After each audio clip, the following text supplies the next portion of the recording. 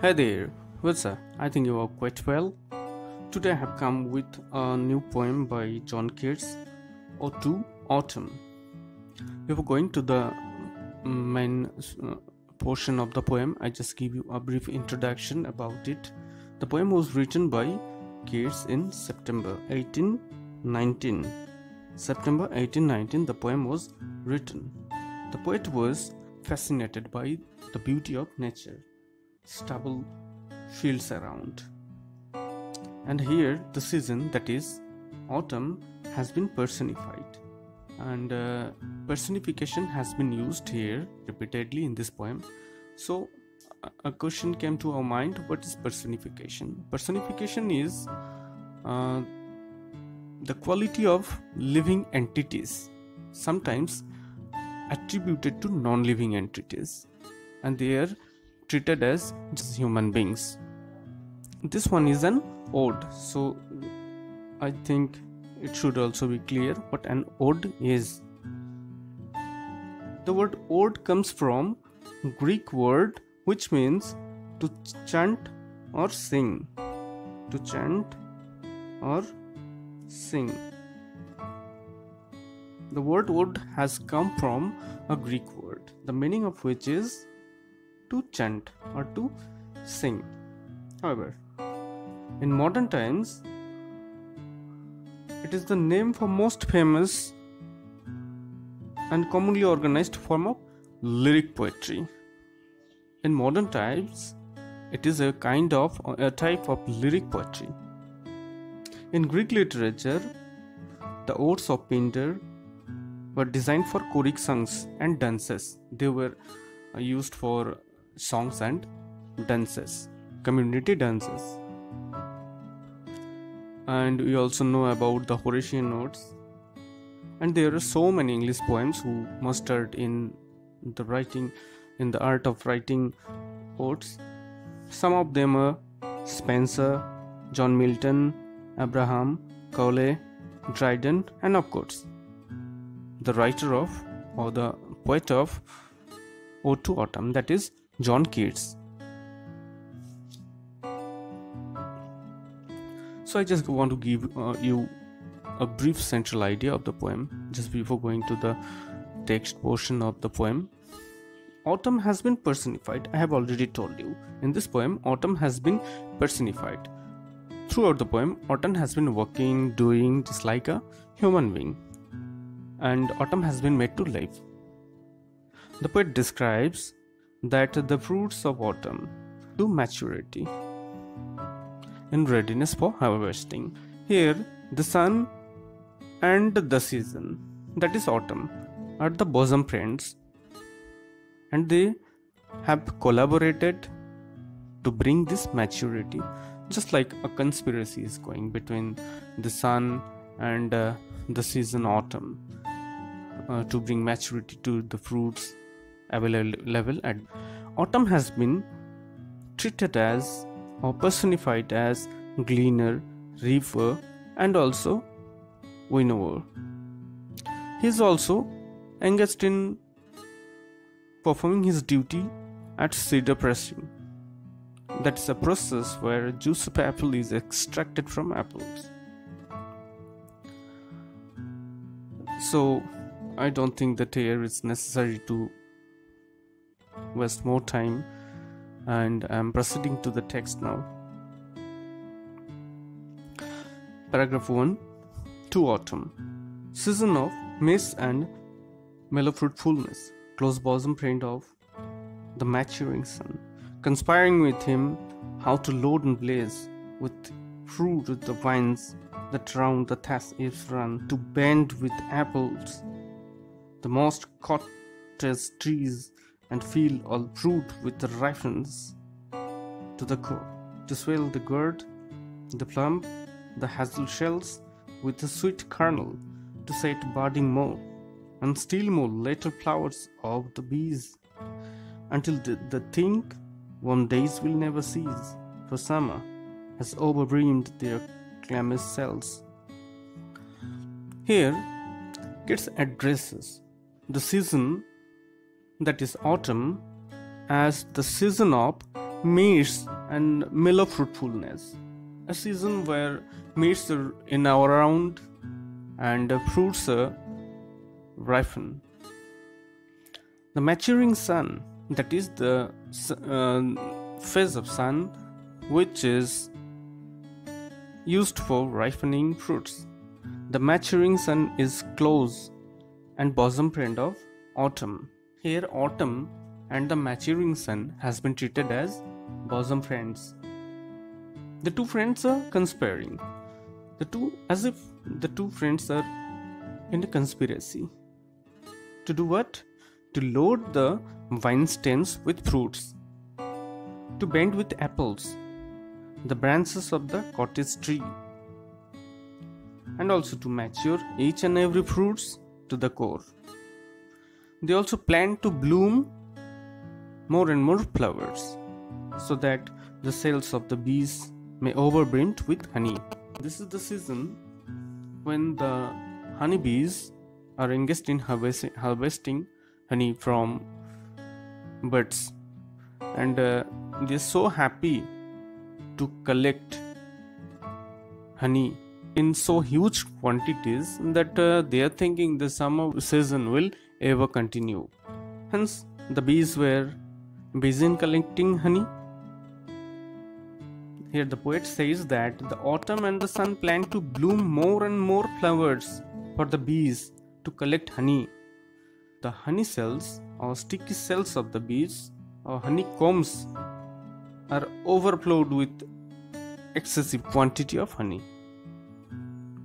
And as a result, the bees are bound to think the warm days of summer will never end.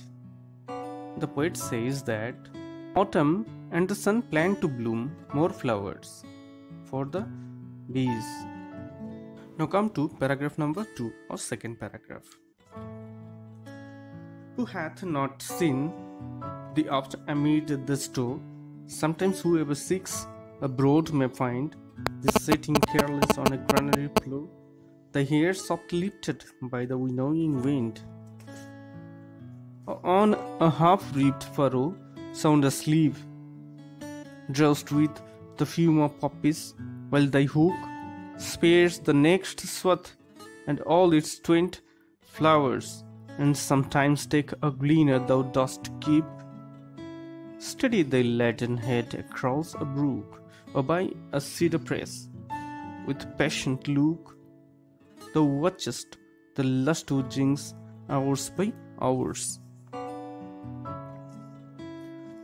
Here, that is in the second paragraph, autumn is described as a harvester who is sitting carelessly on a granary floor, with her hairs soft lifted by the mild wind of autumn. This mild wind of autumn is used used after harvesting the crops. Autumn is the season of harvesting, and this has been repeatedly indicated in the second stanza. The poet draws the picture of a farmer who has completed the work of harvesting and is taking rest on the granary floor. He was tired of continuous toiling, falls in sound sleep with the drowsy fragrance of poppies that was tantalizing all around. The poet compares the autumn to a gleaner who crosses the rivulet with a great care, as she has the burden of corn on her hand. He is also treated as a person who was attending the cedar press where the juice of apple is being extracted. So in the second stanza, the harvesting process is well manifest. Now come to third paragraph. Where are the songs of spring? Aye, where are they? Think not of them, thou hast thy music too. While bird clouds bloom the soft dying day, and touch the stubble plains with rosy hue.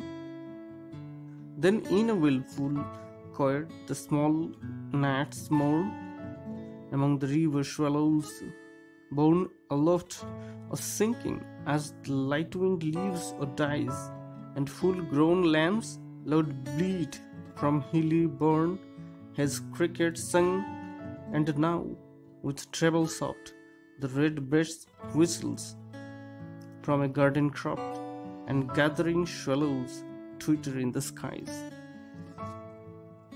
Here in the third stanza, the songs of spring are replaced in the autumn by a different, but not a lesser music. The poet has gifted us with sweet songs of autumn, and according to him, the song of autumn is as good as that of spring. There are so many sweet songs coming from different sources in the evenings of autumn, when the darkness arrives and the daylight diminishes. The nature seems dejected. Birds, insects, stirs different types of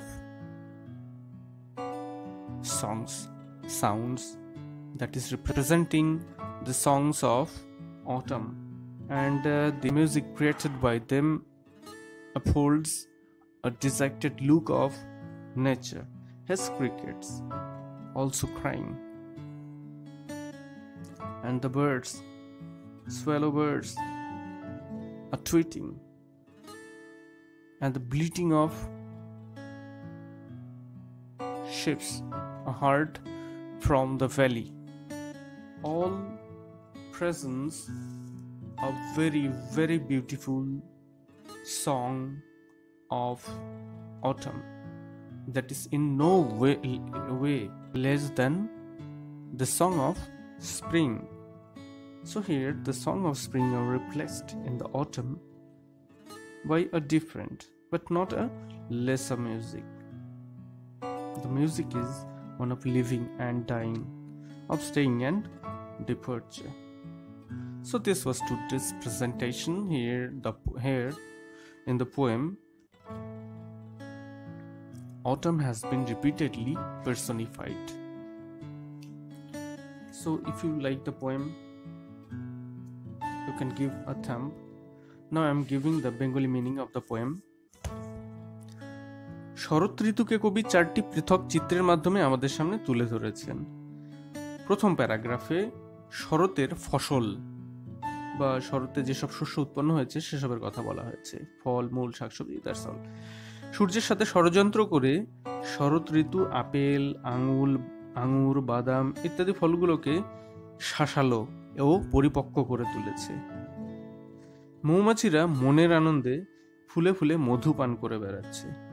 তারা এত মধু সংগ্রহ করেছে যে তাদের যে honeycomb বা মধু কুঠুরি, মৌচাকে যে কুঠুরি, সেগুলো পরিপূর্ণ হয়ে উপচে পড়ছে, এবং তারা মনের আনন্দে ভাবছে গ্রীষ্মের এই দিন বোধ হয় কোনোদিন ফুরাবে না। দ্বিতীয় প্যারাগ্রাফে কবি শরতের নানা রকম কাজের কথা উল্লেখ করেছেন। এখানে যেন কোনো ব্যক্তি তার গ্রানারি শস্যক্ষেত্রের বিভিন্ন কাজের সাথে যুক্ত আছে। ফসল কাটা, তা বয়ে নিয়ে যাওয়া, এই সমস্ত কিছুই যেন তুলে ধরা হয়েছে এই প্যারাগ্রাফে। বৃদ্ধ চাষি শস্য ঝাড়াই করার পর তা গচ্ছিত রেখে বসে আছেন।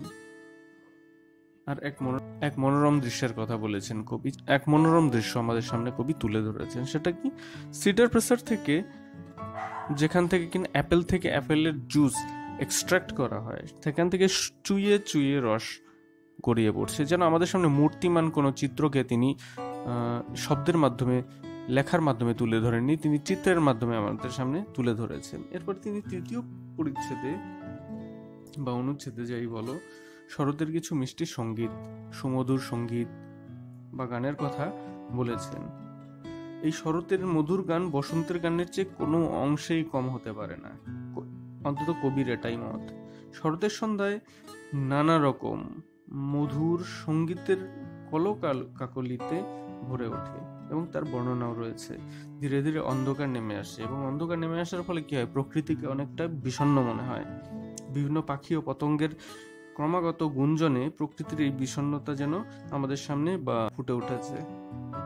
কেচ ক্রিকেট থেকে শুরু করে রবিন পাখি, সোয়েলো এদের কথা বলা হয়েছে, তারা কলক মুখর হয়ে উঠেছে এবং তারা পাখিগুলি এক জায়গার সাথে জটলা করে কিচিরমিচির করেই চলেছে এবং পাহাড়ের উপত্যকা থেকে শোনা যাচ্ছে মেষের চিৎকার। So this was today's presentation. So if you like it, you can subscribe my channel.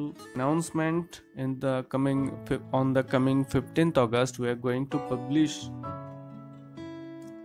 an Android app, that is SLST-English preparation app, where you can give mock tests, quizzes, mock exams, online mock tests, analysis, and annotations Bengali discussion, and also interactive quizzes will be available there at a free of cost.